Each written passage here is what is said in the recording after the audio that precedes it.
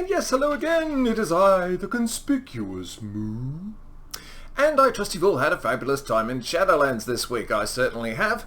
Had our first dip in the raid, done a few mythics, still hate Plaguefall, that sort of thing. So today we're just going to go over LFR and Mythic, which are opening raids this week, and we've got a new set of Mythic Affixes and a few bits of news on that as well. And also just some general other brew news, so let's just get right cracking into it, eh?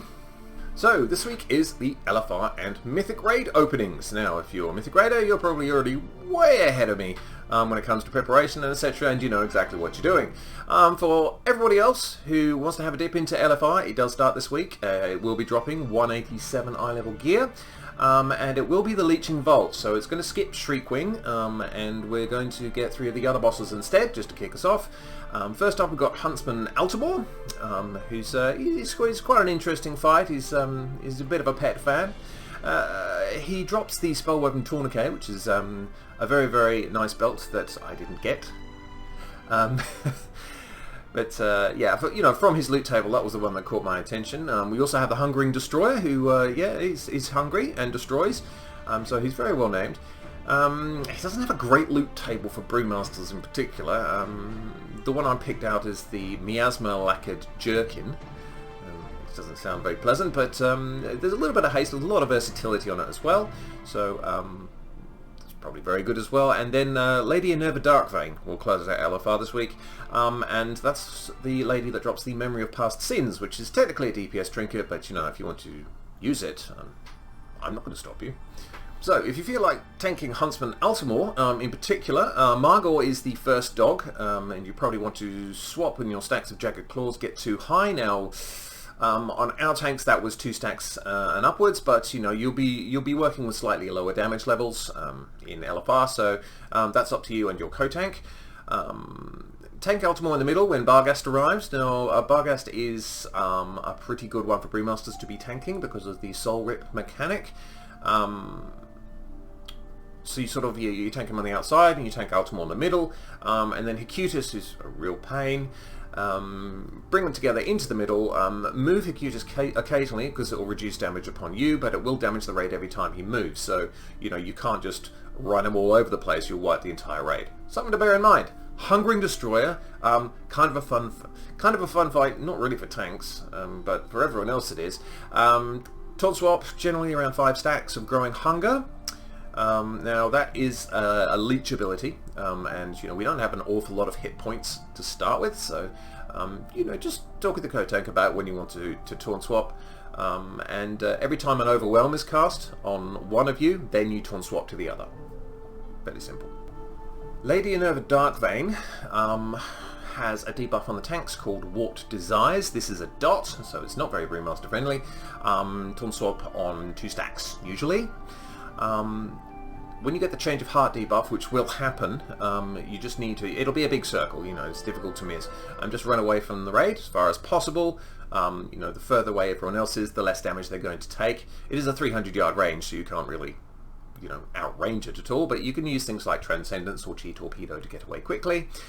There is a Harnessed Spectre add on the 4th Anima container. It doesn't move, so you need to move to it. It gets very annoyed if it's not being picked up by anybody. It'll just do raid-wide damage and kill you all, so yep, do focus that one down first because it does do a stacking debuff on you as well, which is rather nasty. And that's it. That's just the 3 bosses for LFR this week. Now, on LFR in general, I can't guarantee that you're not going to get a whole bunch of idiots, but it is a good training tool in terms of that. Because you never know who you're going to get. You've got a lot of unknown quantities, and you've got a lot of people who probably haven't even looked at how the fight works. But it is good tanking practice anyway, if you feel like doing it. I'm definitely going in. There are certainly pieces that I can use in there.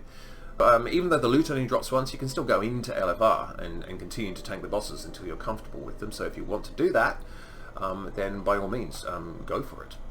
Mythic Plus this week, we've got some new affixes. Technical is back, bosses will have 40% more health, and they will inflict up to 15% more damage. That also includes any adds that they might summon during the course of the fight. Your mileage will obviously vary from boss to boss, so it depends where you are on how painful this can be. take some good DPS with you. That is a level 2 plus affix. The level 4 plus affix this week is Spiteful, so I think this is one of the new ones.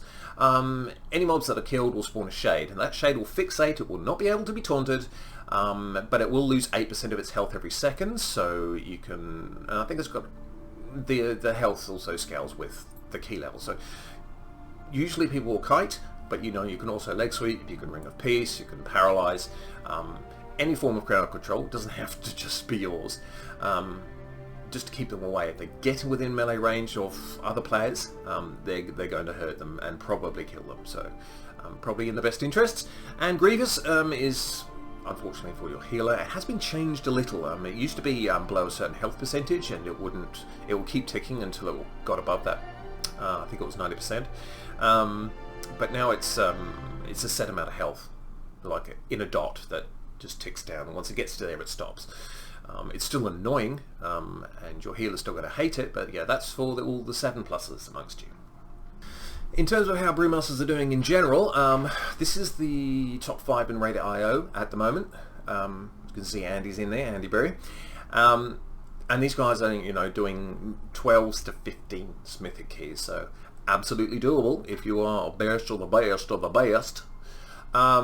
Ace Monk, I think at the moment is 10 on Raid.io overall. For those of you who don't know, Raid.io it's like a measurement tool for how well you perform in mythic dungeons that a lot of people use in order to pick their groups, basically. You know, the higher your score, the more likely you are to get groups. A lot of people are reporting that they are getting drucked, as you would absolutely expect. You know, this is early in the expansion, and we do have low gear levels.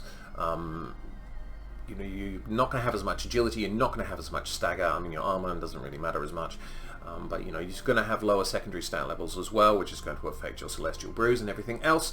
So yeah, it's going to be a gear thing for a while, as it always is at the start of an expansion, so I wouldn't panic about that too much. Do bear in mind that, you know, we are particularly good at kiting. You know, Ring of Peace, leg sweep, paralysis, all of that. We also have a number of ways to move away from things, and you also have other players as well. Kiting is a viable strategy because we're not really, you know, you think about the stagger mechanic, you just stand there and stagger it. But, you know, once you get to certain damage levels, that is not a viable strategy anymore, and a lot of people are finding in keys about 5, 6 upwards. You know, it's starting to really sting, and it's probably time to start kiting then. And I know your melee will complain, but they will complain more if they're dead because you stood there and took it. So, you know, kiting is a viable tanking strategy, particularly in higher keys. The last part is mechanics. Now, you know, a lot of the trouble we've had in Mythic Plus, and a very large amount of deaths, I mean, I torpedoed off quite a few tall places, but they're also just like mechanical failure, so failure to interrupt, to stun, to focus, poor positioning with the boss, that sort of thing. Mechanics, you know, will become more natural to you as time goes through, so I wouldn't worry if you make mistakes. This is the time where it's going to happen. There is a site called Mythic Trap, which I will link in the description. Now that has details on pretty much all of the strategies, all the major difficult mobs, all of that stuff. Well worth a look if you're looking to push higher keys and you really need to like perfect your strategy. Go there, have a look, see how you go. Finally, just another brew news, the Walk with the Ox adjustment that Blizzard made last week doesn't seem to have impacted it too much. They said that they had fixed an issue where normally, you know, 25% of your stagger goes into Nizal the Black Ox's stomp when he's summoned. And it was doing a lot of damage, and we were very, very pleased with that, but maybe it was doing a touch too much, and they've managed to tune that back in. They haven't tuned it back too much though, so it is still very much usable. I think most people are still recommending it. It is #1 for raids in terms of conduit, but you'll probably still want your Covenant ability in Mythic Plus or just general outdoor situations. Threat generation was increased by 10%. I'm not sure that threat has been so much of an issue for us. We are, I think, 3rd overall in DPS as tanks, which is really quite nice because we were very low at some stages in the beta. So, always welcome though additional threat. I wouldn't take it any higher than that. I think it was pretty much okay where it was, but okay. Whatever.